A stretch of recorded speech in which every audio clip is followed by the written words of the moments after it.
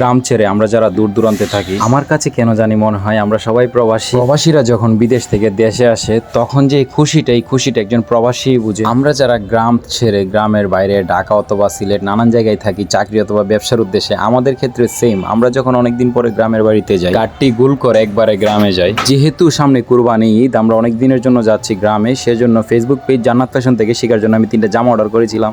আপনাদেরকে একটা good news দিতে চাই, জান্নাত ফ্যাশন ফেসবুক পেজে ওনারা পাইকারি মূল্যে জামা বিক্রি করতেছে। আপনারা যারা নিতে চান ওনাদের পেজে নিতে পারেন। আমরা বাঙালি সস্তা পাইলে বস্তা ভরতে জানি, যেহেতু সস্তা পাইকারি মূল্যে জান্নাত ফ্যাশনে জামা বিক্রি করতেছে, সেজন্য আমি 3টা জামা নিলাম। একটা শিখা ঈদের মধ্যে পড়বে, আর 2টা জামা বাটিক নিয়েছি, ওইগুলা শিখা বাসায় পড়বে। তো জামাগুলা কিরকম হয়েছে সবাই কমেন্ট করে জানাবেন। আপনারা যারা ঈদে জামা নিতে কম দামের মধ্যে ফেসবুক পেজ খুঁজতেছেন, আপনারা জান্নাত ফ্যাশনকে বেছে নিতে পারেন। আর জান্নাত ফ্যাশনে অনেক সুন্দর সুন্দর রিভিউ দেওয়া আছে, রিভিউগুলো দেখে আপনারা চাইলে জামা নিতে পারেন। আর জামা নেওয়ার আগে অবশ্যই আপনাদের বডির সাইজটা ওনাদেরকে বলে দিবেন। মাশাআল্লাহ, বউ আমার জামা পেয়ে অনেকটা খুশি হয়ে গেছে। আর বউ খুশি তো আমি খুশি, আর আমি খুশি তো আমাদের পরিবার খুশি। এদিকে আমার শ্বশুর শাশুড়ি রেডি হয়ে দাঁড়িয়ে আছে আমাদের জন্য। সো গাইস, সবাই আমাদের জন্য দোয়া করবেন যেন সহি সালামতে বাড়িতে গিয়ে পৌঁছাইতে পারি। আমাদের রাইসা মামুনি যেহেতু একটু ছোট, আমরা 2জন মানুষ একা বাসায় থাকি, রাইসা মামুনি বাসায় থাকতে অনেকটা বিরক্ত ফিল করতেছে। সেজন্য আমরা এবার প্ল্যান করেছি বাড়িতে গেলে 15-20 দিন থাকবো। রাইসা মামুনিকে একটু শক্ত করে তারপর ঢাকায় নিয়ে আসবো, যেহেতু সে সারাদিন ফ্ল্যাটের ভিতরে থাকে, সেজন্য সে ওর একটা বোরিং ফিল করে। আমরা বাসা থেকে বের হয়ে গেলাম। আমাদের রাস্তায় প্রচুর পরিমাণে খারাপ। এখন আমরা আছি হাজি ক্যাম্প আশকোনা।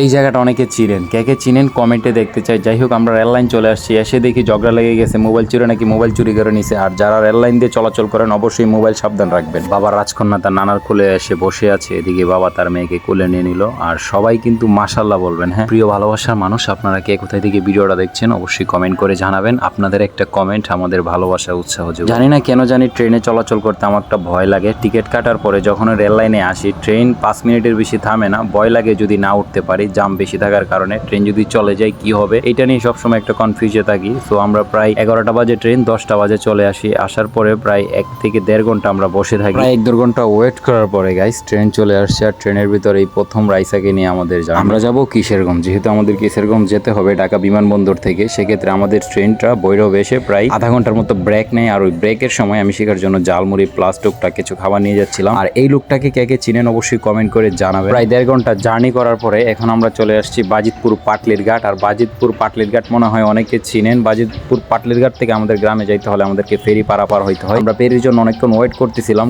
কিন্তু ফেরি ওই পারে যাওয়ার জন্য আর ফেরিতে যায় না, আমরা ট্রলারে করে চলে যাচ্ছি। আমাদের ভালোবাসার অডিয়েন্স অনেকে আছেন যারা কিনা শহরে ছোট থেকে বড় হয়েছেন, গ্রামের ফিল অনুভূতিটা কখনো নেন নাই, তাদেরকে সাজেস্ট করবো আমাদের অষ্টগ্রাম ইটনা মিটামন এসে ঘুরে যান। প্রত্যেকের কাছে তার গ্রামটা সেরা, বাট আমাদের গ্রামটা আসলে একটু স্পেশাল, কারণ আমাদের গ্রামে জন্ম নিয়েছেন মহামান্য রাষ্ট্রপতি আব্দুল হামিদ। আর উনি আমাদের গ্রামটাকে সুন্দর করে ফুটিয়ে তুলেছেন। পানির উপর দিয়ে অনেক সুন্দর রাস্তা করেছেন, সেটা হচ্ছে অষ্টগ্রাম টু মিঠামনি। এখন আমরা যে রাস্তাটা দিয়ে যাচ্ছি 6 মাস এটা পানির তলে থাকে, আর 6 মাস পানির উপরে থাকে। এখন যেহেতু পানি আসে নাই তাই পানির উপরে আসে। আর ওই রাস্তা দিয়ে আমরা বাড়িতে যাচ্ছি। আর বাড়িতে যাওয়ার পর রাইসাকে দেখার জন্য সবাই ওয়েট করতেছে। দেখা হবে নেক্সট ভিডিওতে।